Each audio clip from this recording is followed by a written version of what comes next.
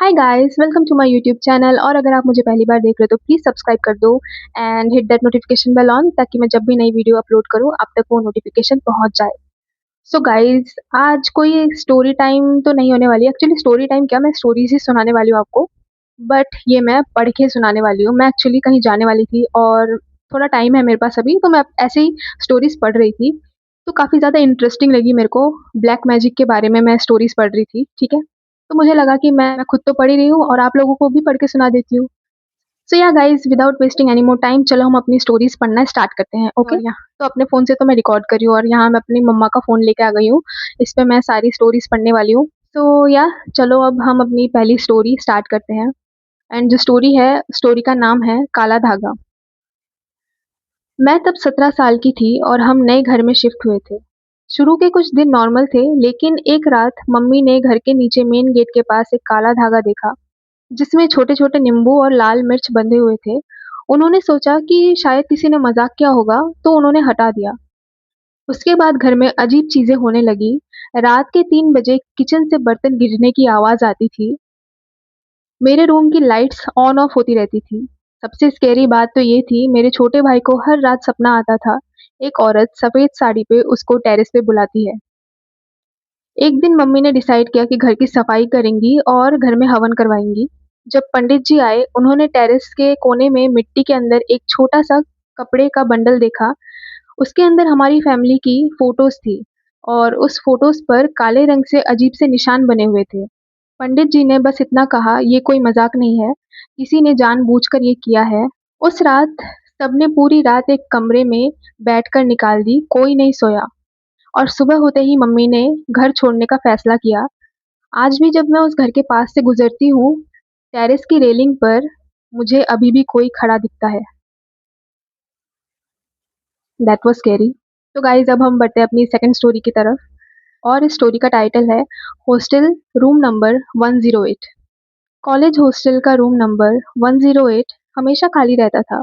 सब बोलते थे वहां पर एक लड़की रहती थी, जो अचानक से मेंटल ब्रेकडाउन के बाद हॉस्टल छोड़कर चली गई। एक सेमेस्टर मुझे वही रूम मिल गया। पहली रात ही मुझे लगा कि कोई मेरे बेड के पास चल रहा है। मैंने सोचा रूममेट होगी, लेकिन रूम में मैं अकेली थी। अगली सुबह मेरे तकिए के नीचे एक छोटा सा काला डॉल मिला। मैंने डॉल को डस्टबिन में फेंक दिया और उसी रात 2:45 पर मेरी आंख खुली और मैंने देखा वही डॉल मेरे स्टडी टेबल पर रखा है। मैं डर के फ्रीज हो गई। अगली सुबह हॉस्टल की एक सीनियर ने मुझे बताया कि पहले जो लड़की यहाँ रहती थी वो ब्लैक मैजिक में बिलीव करती थी और वो अपने रूम में रात भर अजीबोगरीब रिचुअल करती रहती थी। उसने मुझे एक वार्निंग दी, रूम के मिरर में रात को मत देखना।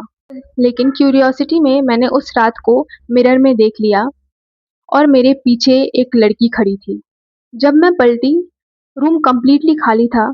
उसी रात मैंने वो हॉस्टल ही छोड़ दिया और मैं एक पीजी में शिफ्ट हो गई। क्या कमेंट करूँ मैं भाई इस पे। आज की रात शायद मेरे को नींद नहीं आने वाली, ठीक है गाइस। मैं ना ज़्यादा डेयरिंग बनने की कोशिश करती हूँ, ऐसी-ऐसी चीज़ें पढ़ लेती हूँ, फिर मेरे को सही में रात को नींद नहीं आती, ऐसा लगता है कि कोई है। बट क्या करें, अब मेरे को इंटरेस्टिंग लगती है ये सारी चीज़ें। सो या गाइस, एनीवेज़ चलो अब हम अपनी नेक्स्ट स्टोरी की तरफ बढ़ते हैं। और इस स्टोरी का नाम है नानी का गाँव। मेरी नानी के गाँव में एक पुराना घर था, जहाँ कोई नहीं रहता था। वहाँ लोग बोलते थे कि पहले एक औरत रहती थी जो काला जादू करती थी। एक बार हम कज़िन्स ने चैलेंज लिया और रात के टाइम उस घर के अंदर गए। अंदर सब कुछ धूल से भरा हुआ था, लेकिन एक रूम बिल्कुल साफ था। रूम के बीच में एक पुरानी वुडन चेयर थी और उसके पास मिट्टी पर एक गोल सर्कल बना हुआ था। मेरे कज़न ने मज़ाक में चेयर पे बैठते हुए बोला कि देखते हैं चल अब क्या होता है। उसके बोलते ही ज़ोर से दरवाज़ा बंद हो गया और हम पैनिक हो गए। तभी रूम के कोने से हल्की सी आवाज़ आई, कोई वापस नहीं जाता। हमने तुरंत डोर खोलने की कोशिश की, लेकिन डोर हिला भी नहीं। मेरा कज़न, जो उस वुडन चेयर पे बैठा था, वो अचानक से धीमी आवाज़ में बोलने लगा, अजीब से टोन में, तुम लोग देर से आए हो। उसकी आंखें कंप्लीटली ब्लैक लग रही थी। हम सब चिल्लाते हुए किसी तरह विंडो से बाहर निकले और गांव वालों को बुलाया। जब सब लोग हम वापस आए उस घर में, तब रूम बिल्कुल नॉर्मल था, ना कोई सर्कल, ना कोई चेयर, ना कोई आवाज़, बस मेरे कज़न के हाथ पर एक अजीब-सा काला निशान था, जो आज तक नहीं गया। Okay, I think I should stop here, okay? अब मेरे से पढ़ा नहीं जाएगा, मेरे को अब रात को सोना भी है गाइज़, और ऊपर से अभी 4 तो बज ही चुके हैं और शाम होने वाली है, रात को मुझे सोना भी है। सो या guys, um, I don't know मुझे क्या कमेंट करना चाहिए इन स्टोरीज़ पे, बट मुझे तो काफ़ी ज़्यादा इंटरेस्टिंग लगते हैं।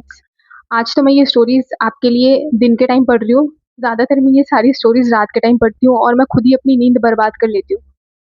सो या गाइस, अब हम अपनी वीडियो यहीं पे स्टॉप करते हैं। आई होप आपको ये सारी स्टोरीज़ सुन के मज़ा आया हो, एंड या I will see you in my next story time. Till then take care, stay healthy, bye.